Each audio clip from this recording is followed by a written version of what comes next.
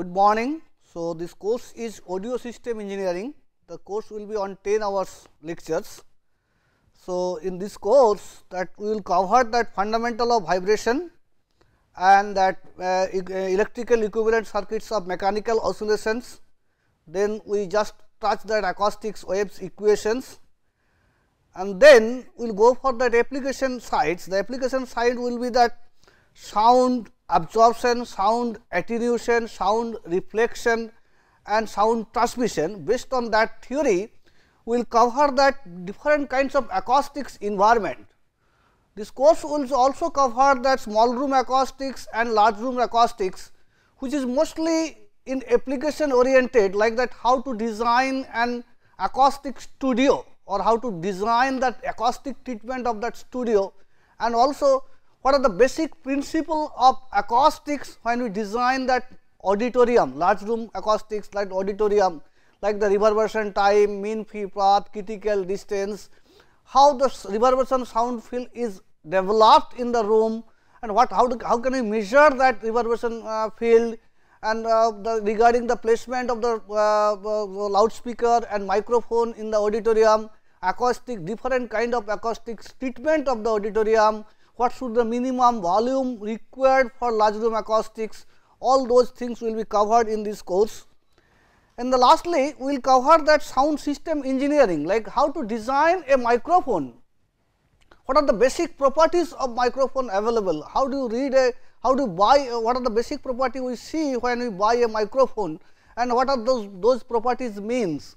Lastly, how to design a simple microphone or different kinds of microphone, like that dynamic mic, electrostatic mic, piezo mic, and what should be their directivity patterns, what should be their sensitivity, and when the mic is connected to an amplifier, then what should be the signal to noise ratio, what are the EIA available input power specification, then we will go for that loudspeaker design, how to design a loudspeakers, how the loudspeaker transmit the vibration in the air, and what are the design consideration of the loudspeaker, what should the diaphragm size, how much power will be available in the outputs. So, all kinds of things, the application oriented things will be covered during the 10 hour lecture of this course. Mostly objective outcome, or you can say the outcome or the skill set which will be generated in this course are application oriented.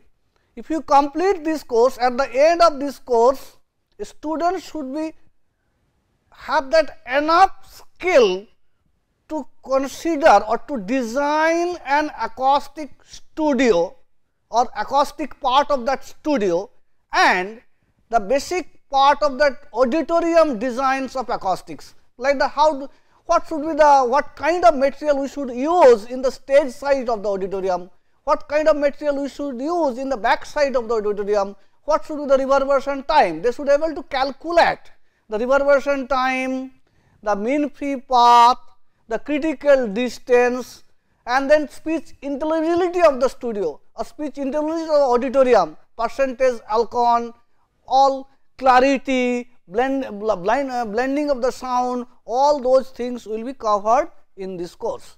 Next is that a student should able to design a simple microphone or a simple loudspeaker after this course. Then, and if you follow this course, with this course will be not only only lectures, there will be some tutorial also. On the tutorial we only cover that basic application oriented tutorial things only, like that some given a specification of a microphone, then how to design that microphone. Suppose somebody give you the specification of the studio, what kind of acoustics treatment we should employ on that studio, so that specific requirement is made.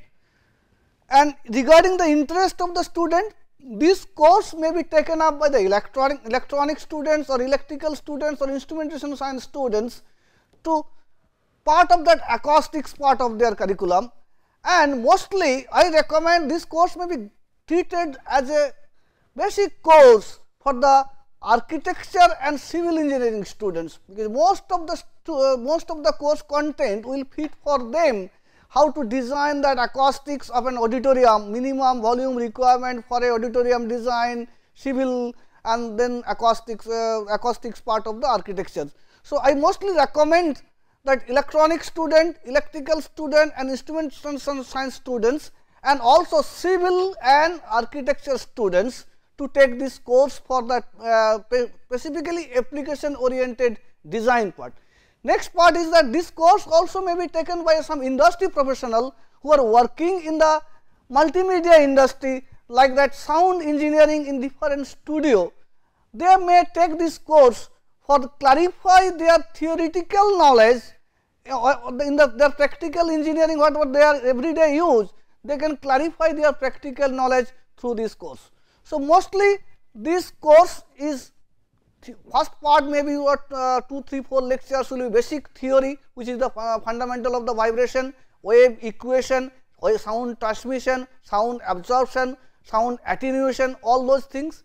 And next part will be purely application oriented, which is studio design, auditorium design, loudspeaker design and microphone design. So, I recommend the student to develop not the knowledge set, develop the skill set which is required, which is applicable in the day to day life when they go for the design of the studio and auditorium. So, this is that all about the introduction of the course, and this course not as a theory base, maybe you can say it is some kind of practical based course. Okay? Thank you.